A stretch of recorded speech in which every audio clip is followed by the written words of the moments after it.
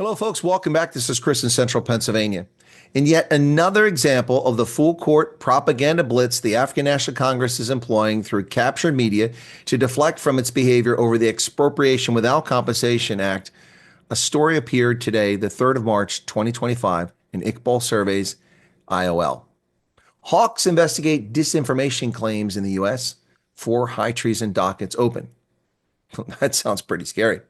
Now, I saw this story this morning, but was tied up the entire business day and could only briefly respond to the report. I've now had time to review the information, and I need to point out a few things for my audience. First, the MK Party actually filed this high treason case not today, but 3 weeks ago, before AfriForum ever even went to the United States. So why is this suddenly news, other than to smear AfriForum and Solidarity after their lobbying trip to the United States? While my early report seems to have escaped Trump administration officials' attention, it seems Breitbart's Joel Pollack also noticed this morning's story and made my earlier point for a much larger audience today. Far from humility and rational behavior, South African politicians have sent a clear message to Washington. Mind you, a stupid message at that. One of defiant arrogance, giving President Trump the middle finger. Folks, that's not a good look. South African politicians and the captured media keep lying to the world, claiming Trump has sanctioned South Africa or has taken punitive measures against the country. But their claims about punitive measures keep shifting. First, it was from his misunderstanding of expropriation without compensation. Then it was over the International Court of Justice's case the ANC filed against Israel over Gaza, all the while missing the broader point that the ANC has repeatedly acted in a fashion hostile to U.S. national interest. Now, Trump has not sanctioned South Africa. He merely stopped giving nearly $500 million in handouts to a country that is openly hostile to America. He also offered refugee status to a class of South Africans yet to be clearly defined, beyond Afrikaner. Both of these are internal U.S. issues. But here are a few of the many recent offenses directed at the United States. Just a few years ago, South Africa imposed a 75% tariff on U.S. poultry imports, while we give access to our market for $3 billion a year in goods with no tariffs through the Africa Growth and Opportunity Act. It was a punitive measure and unjustified. South Africa abstained. They refused to condemn the Russian invasion 3 years ago in March of 2022. Ramaphosa's arrogant, slanderous vaccine apartheid all over the world, blaming the West for South Africa's failure to sign up for the effort to produce vaccines. They're cozy with designated terrorist group Hamas. ANC loves him. The ANC refused to condemn Hamas's 7 October 2023 attack on Israel and international civilians. Now, Lady Pondor even went so far as to call them and congratulate Hamas on their attack that led to the deaths of 1,200 people, rapes, murders, and horrific actions. And they blame Israel for Hamas's terror attack. They've hosted the sanctioned Russian cargo ship Lady R, while ignoring polite, discreet diplomatic overtures and requests from our embassy in Hatfield about why that ship was in South Africa for 5 months, ignoring Ambassador Brigady's request. Then there's the naval exercise with Chinese communists in Russia, Operation Mosi 2 from the 17th to the 27th of February 2023. Russia at war and sanction, and the Chinese communists operating in the South Atlantic. And here is the South African Navy doing exercises with them. Their anti-American ties to Moscow, Beijing, Havana. They're also actively trying to undermine the U.S. with the BRICS currency, which is intended to break the ties of international trade, which is currently done in dollars, hurting the United States. Ramaphosa's populist attacks on Trump back in 2018. I don't know what Donald Trump thinks about South Africa. He can keep his America. We will keep our South Africa. And his attacks on Trump's heritage, false attacks, by the way. Also recently, South Africa joined 83 other states in attacking the United States over President Trump's sanctions on the International Criminal Court in February 2025. And they refused to sign an Article 98 waiver from the Rome Statute a couple of decades ago, thereby putting our service members in jeopardy. And recently they demanded Taipei close its diplomatic mission in Hatfield, telling them to move to Joburg and be simply an economic office.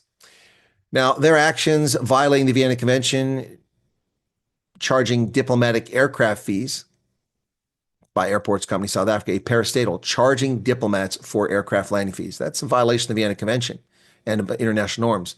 Also, South Africa is a money laundering and terror financing hub, and that's why they were graylisted. They authorized a United States-sanctioned Russian military cargo plane to land at South African Air Force Base in Waterkloof. They recruited former U.S. and NATO pilots to train People's Liberation Army at the Test Flying Academy of South Africa. and they participated in a Chinese Communist Party funded political training school in Tanzania to teach authoritarian ideology. These are all actions contrary to U.S. national security interests. Now, they can argue that these are their choices, but choices come with consequences when you undermine our security. You've not been punished. You simply aren't getting free handouts when you're actively working against the United States' interest. But back to the treason case. Second, one should note that the allegations of treason came after Trump issued the executive order, but neither organization traveled to lobby Washington until after Trump issued the executive order. They had zero impact on Trump or his executive order, despite the lies and claims by the media and politicians in South Africa. Third, I previously reported on MK filing a treason case against AfriForum and Solidarity on the 10th of February 2025 when I awarded them the Mampara of the Week award. MK has accused AfriForum and Solidarity of high treason. But folks, what constitutes treason in post-apartheid South Africa? Well, according to the law, in South Africa, treason remains a common law offense. The crime of high treason is defined as any conduct unlawfully committed by a person owing allegiance to a state with the intention of overthrowing the government of the republic, coercing the government by violence into any action or inaction, violating, threatening, or endangering the existence, independence, or security of the republic, and changing the constitutional structure of the republic. Neither AfriForum nor Solidarity have committed any of those elements of the crime. The charge is ludicrous. Instead, relying on emotion, racism, and lies rather than facts, this criminal charge has no validity. MK was not present to observe or record the meetings AfriForum and Solidarity held in the United States. All they have is the group's Washington memo and their public statements, none of which indicate any element of a crime, let alone treason. Far from endangering the republic, the representatives of the two organizations did something the ANC-led government of national unity has failed to do: engage the United States in a respectful, diplomatic manner. Heck, the ANC has not even engaged the U.S. on the issues in hand, preferring to adjudicate these issues in the court of public opinion. And it isn't going well. It's a bad look. AfriForum and Solidarity have not sought to overthrow the government or undermine the Constitution, but rather requested the Trump administration not punish South Africans, black, brown, and white, with sanctions over the actions of certain politicians, and also requested the U.S. not remove South Africa from AGOA. The only newsworthy aspects of this story center around the Hawks confirming that an investigation is in fact underway and that political parties filed the grievance, not just the MK party. That was news. The Directorate for Priority Crime Investigation, the Hawks, replacement for the Scorpions, not nearly as good, have recently confirmed that 4 high treason dockets have been opened in response to allegations that misleading information about South Africa's Expropriation Act was distributed in the United States.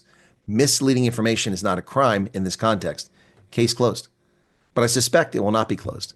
Folks, this is an attempt to deflect from the government's actions, deflect from ongoing land invasions in Seshego near East London and elsewhere, and it's an exercise in lawfare to tie the groups down in frivolous lawsuits.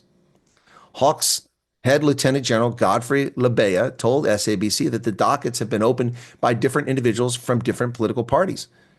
Now, that's actually new information and newsworthy. I don't want to mention names of organizations. Some organizations have been suspected to be involved, but certain complainants have indicated that this and that organization seem to be advocating for something that appears to be high treason. This from Lieutenant General Godfrey Lebeya. Well, it's pretty obvious whom they're referring to. Now, Lebeya further stated that the Hawks are investigating with the inquiry at its initial stage. The Hawks are also working with the National Prosecuting Authority at this early stage. Now, folks, should any official be foolish enough to go forward with these charges after they were welcome guests at the White House, Ramaphosa will not know what hits him.